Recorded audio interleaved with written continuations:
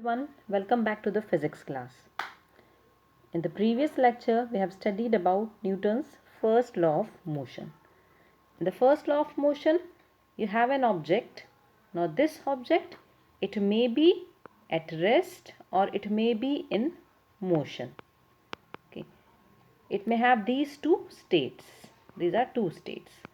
Now, if it is in rest, it will remain at rest, it will not move. If it is in motion, it will continue to move with same speed in a straight line unless you apply some external force. That means to change these state, either of rest or of motion, you have to apply some external force. Otherwise, it is not going to change its state. Now, coming to the next point, let's assume you have two things in your hand. One is bullet. Let's assume this is your bullet. And other is your cork ball. And a man is standing over here. Now, if you hit this man with bullet and cork ball, which one is going to harm him more? Obvious answer is cork ball. And why? Because cork ball, it has more mass as compared to bullet.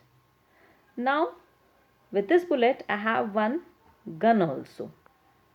Okay, so now I am using gun and now I am hitting this man with this bullet in the gun and this ball. Now what will happen? Which one is going to hit him more, harm him more? Now the answer is bullet, because though mass is same here, what has changed? Velocity. So high velocity is, because of high velocity, it is going to hit more than this cork ball. So these two things tells us about the impact of any object. Impact or effect of any object depends on two things.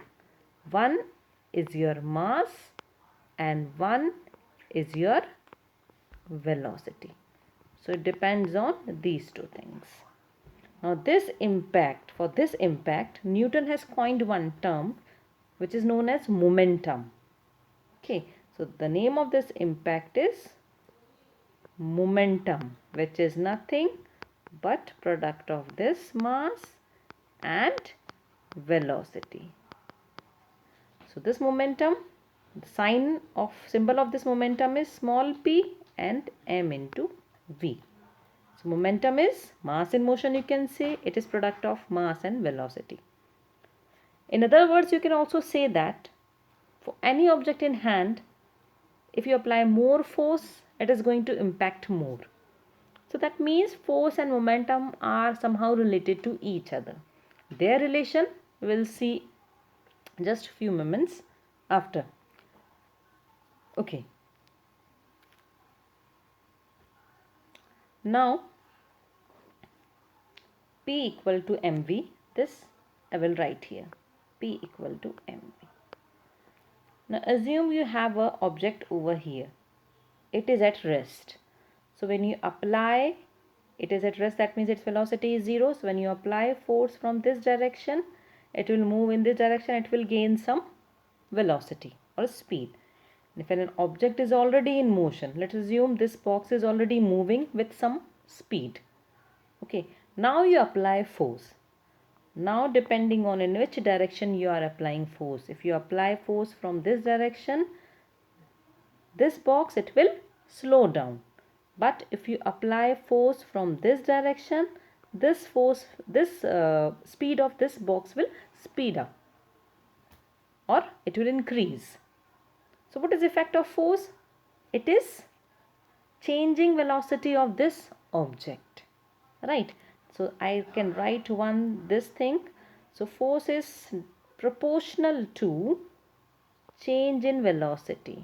So when we apply external force to an object, it is going to change velocity of the object, either make it in motion or slow it down or increase its speed. Now one more thing. Let's say initially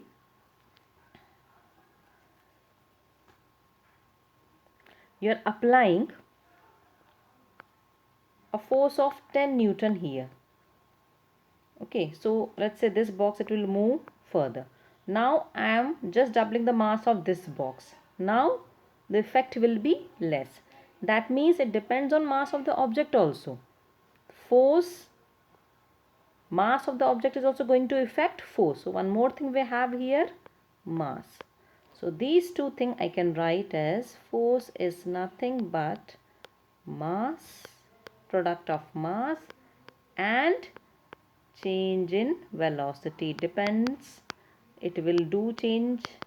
So when you apply force, it will change velocity and depending on mass. So if the object mass is less, change in velocity, increase in velocity. If it is increasing, if it is in same direction force, it is going to increase the velocity of the object, right? So now what I am going to do is I am going to write force as mass into change in velocity. Okay, do you remember what is this change in velocity? This we have studied in first chapter, motion. Change in velocity is nothing but, so okay, whenever this word come, change in velocity, just remember you're riding a bike and you speed up. So what do you say? A word you use in your daily life, you use accelerate, right? So what is change in velocity? Acceleration. So I can write force as mass into acceleration, and acceleration is nothing but change in velocity, or in mathematical form I can write this as ma. This is famous Newton's second law of motion, expression of Newton's second law. Okay, so this is your Newton's second law. So what Newton's second law states, that whenever on an object you apply force, it is going to accelerate that object. Okay, if force is in the same direction, it will speed up. If it is in opposite direction, it will slow down, or maybe it will change its direction, but the object is going to speed up. Now this law we can write in terms of momentum also. How to write? Let's see. So again, what I am doing is this change in, I am writing mass as m. Okay, I will take a fresh page. Okay, so this is force is my mass into change in velocity. Change in velocity I am writing as dv by dt. Now what is this dv by dt? Okay, v is velocity, you know this thing, del by del t. This is whatever quantity you write here, velocity, distance, this symbolizes change with respect to time. So let's say if I am writing distance s, that means change of distance with respect to time. If I am writing velocity, this tells us change in velocity with time. So what this term is telling us, change in velocity with time. Okay, okay, now let's do this thing. So what this equation, I can rewrite this equation. So what I will do is I will write f, because mass is not going to change with time, so I can take it inside. Okay, what is this term? mv. If you remember, this is your momentum. So f is equal to dp by dt. This is small p. Okay, this is small p. Okay, so applied force is also equal to rate of change of momentum. In this way also you can write Newton's second law of motion. So now you have two ways to write Newton's second law of motion, though this first one is more famous than this second one, but both are equivalent. Okay, this and this we have seen here, both are equivalent. Okay, and what is standard unit, SI unit of force? Newton. Or you can write kg into what is unit of acceleration? Meter per second square. That's like this. So Newton is equal to kg into meter per second square. Like this also you can write. Okay. So now the statement form. Momentum, term coined by Newton to explain relation between mass and velocity. So momentum is nothing but mass in motion. product of mass and velocity. And if you write, okay, this is your homework, you have to write unit of this mass and this momentum. Use this formula and write unit of momentum. And now your Newton's second law, applied force is equal to product of mass and acceleration. This is mathematical expression, either in this form or this form you can write. Now examples of second law of motion in everyday life. So one very common example, if you are riding a bicycle. Okay, when you ride a bicycle. Okay, so what do? You pedal.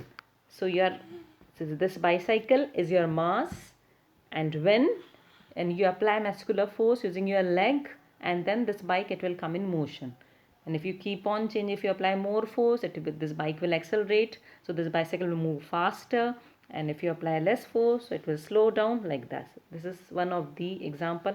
The example is if suppose a man is standing over here, okay, and he's in cricket field, and the ball is coming from this direction.